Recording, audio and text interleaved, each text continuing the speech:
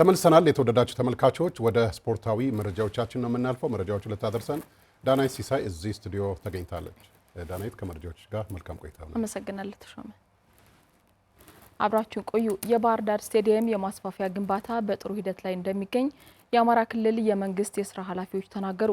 ኃላፊዎቹ ስቴዲየሙ ተጠናቆ አገልግሎት እንዲሰጥ ሁሉም ሊረባረብ እንደሚገባ አሳስበዋል። ኪዳነ ማርያም ብርሃኔ ዝርዝር አለው።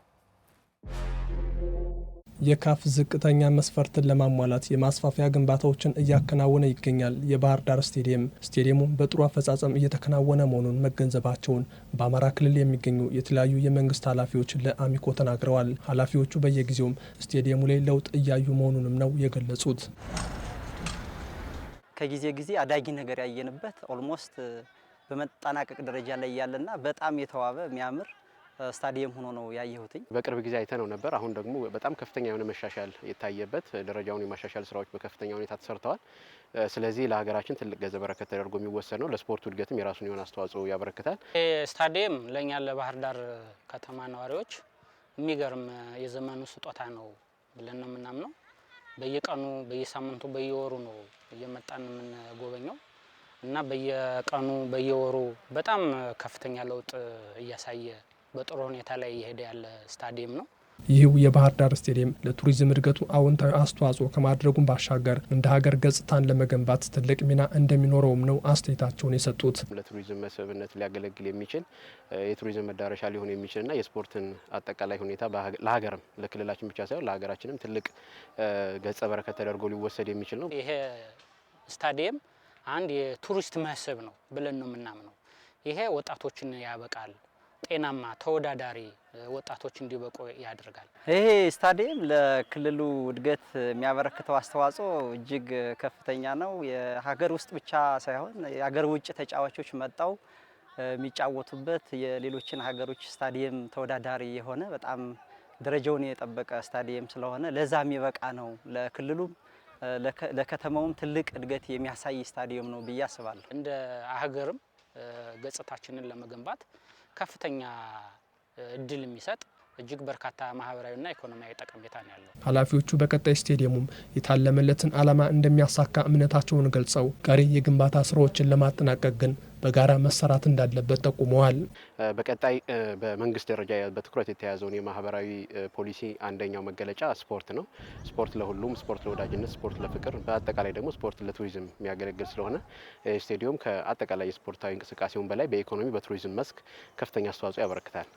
ገቢ ማሰባሰብ ያስፈልጋል። የቀረውን በፍጥነት አጠናቆ ለተጫዋች ሜዳውን ክፍት ለማድረግ ሁሉም የበኩሉን ድርሻ መወጣት አለበት። የሰባተኛውን ሀገራዊ ምርጫ ማኒፌስቶና የምርጫ ምልክትን ማስተዋወቅ ምክንያት በማድረግ በባህር ዳር ስቴዲየም የአማራ ክልል ታላላቅ የመንግስት ኃላፊዎች የእግር ኳስ ጨዋታ አካሂደዋል። በ21ኛ ሳምንት የኢትዮጵያ ፕሪሚየር ሊግ ባህር ዳር ከነማና ፋሲል ከነማ ተሸነፉ። የደረጃ ሰንጠረዡ ግርጌ ላይ የሚገኘው አርባ ምንጭ ከተማ እግር ኳስ ክለብ በሐዋሳ ዩኒቨርሲቲ ስቴዲየም ባህር ዳር ከተማ 2-2 አሸንፏል። ቡጣቃ ሸመናና ይድነቃቸው ያሲን የአርባ ምንጭን የማሸነፊያ ግቦች አስቆጥረዋል። አርባ ምንጭ ከተማ በሁለተኛው ዙር ያደረጓቸው 2 ጨዋታዎችን በድል ተወጥተዋል። በአዳማ ሳይንስና ቴክኖሎጂ ዩኒቨርሲቲ ስቴዲየም ፋሲል ከነማን የገጠመው ወልዋሎ ዓዲግራት ዩኒቨርሲቲ 2-1 አሸንፏል። ፋሲል ዣቬር ሙሉ ባስቆጠረው ግብ የጨዋታውን አብላጫውን ጊዜ ቢመራም ውጤቱን ሳያስጠብቅ ቀርቷል። ወልዋሎ ኤፍሬም ኃይለ ማርያምና ኮንኮን ሀፊዝ ባስቆጠሯቸው ግቦች የውድድር ዓመቱን 4ኛ ድል አሳክቷል። ከመሪዎቹ ተርታ የነበረው ፋሲል ከነማ ተከታታይ 2ኛ ሽንፈት ሲያስተናግድ ከዋንጫ ፍክክሩም እየራቀ ነው። በሐዋሳ ዩኒቨርሲቲ ስቴዲየም ኢትዮ ኤሌክትሪክን የገጠመው ሀዲያ 1-2 ረቷል። የጨዋታውን ብቸኛ ግብ ደስታ ዋሚሾ አስገኝቷል። በአዳማ ሳይንስና ቴክኖሎጂ ዩኒቨርሲቲ ስቴዲየም ኢትዮጵያ ንግድ ባንክን የገጠመው ምድረገነት ሽሬ 2-1 ድል አግኝቷል። የሽሬ 4 ተከታታይ ጨዋታ በኋላ ወደ ድል የመለሰውን ግቦች በዳንኤል ዳርጌና ደሳለኝ ከተማ አማካኝነት አግኝቷል። የንግድ ባንክ ብቸኛ ግብ ናትናኤል ዳንኤል አስቆጥሯል። የኢትዮጵያ ፕሪሚየር ሊግ ዛሬም ቀጥሎ ሲከወን በሐዋሳ ከተማና ሲዳማ ቡና ጨዋታ የ21ኛ ሳምንት መርሃ ግብሩን ይቋጫል። የሊጉ የደረጃ ሰንጠረዥ እኩል 36 ነጥብ በመሰብሰብ የሚመሩት ሁለቱ ክለቦች ጥሩ ፍክክር ያደርጋሉ ተብሎም ይጠበቃል። በሐዋሳ ዩኒቨርሲቲ ስቴዲየም በሚከናወነው ተጠባቂ ጨዋታም 10 ሰዓት ሲል ይጀምራል። በዚህ ሰዓት ጀሮም ፊሊፕ በፍጹም ቅጣት ምት ክልል ውስጥ ምናልባት ጀሮም ፊሊፕ ፍሬም ታምራት ጥሩ ዴሊቨሪ ምናልባት የመጀመሪያ ጎል ቡጣቃ በ2018 የውድድር ዓመት ወደ ፕሪሚየር ሊጉ ማደግ የክለቡ እቅድ መሆኑን የደሴ ከተማ አሰልጣኝ ዘላለም ሽፈራው ተናገሩ።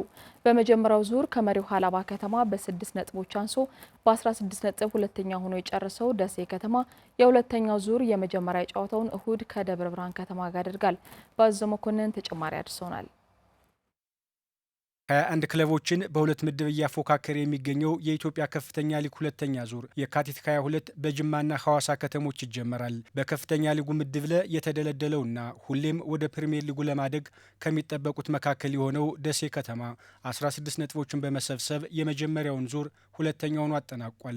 ቅኝቶቹ ከመሪው ሀላባ ከተማ ጋር ያላቸው የነጥብ ልዩነትም 6 ሆኗል። ከአሚኮ ጋር ቆይታ ያደረጉት የደሴ ከተማው አሰልጣኝ ዘላለም ሽፈራው የመጀመሪያው ዙር ከውጤት አንጻር የምንፈልገውን ያላሳካንበት ነበር ብለዋል። ከውጤታማነት አንጻር የምንፈልገውን ወይም መጀመሪያ ያቀርነውን እቅድ 100% አሳክተናል ማለት አይቻልም። ማይቻልበት ምክንያት ምንድነው? የነበረን እቅድ ቢቻል በደረጃው ሰንጠረዥ አናት ላይ ሆኖ ማጠናቀቅ ነው። ካልተቻለም ደግሞ በጥቂት በጣት ሊቆጠሩ በሚችሉ የነጥብ ልዩነቶች ሁለተኛም ሆኖ ውድድሩን ማጠናቀቅ ነው የሚል ነው እቅዱ። ከዚህ አንጻር ትንሽ ዘለግ ያለ ነው ልዩነቱ ወደ 6 ነጥብ ስለሆነ ማለት ነው።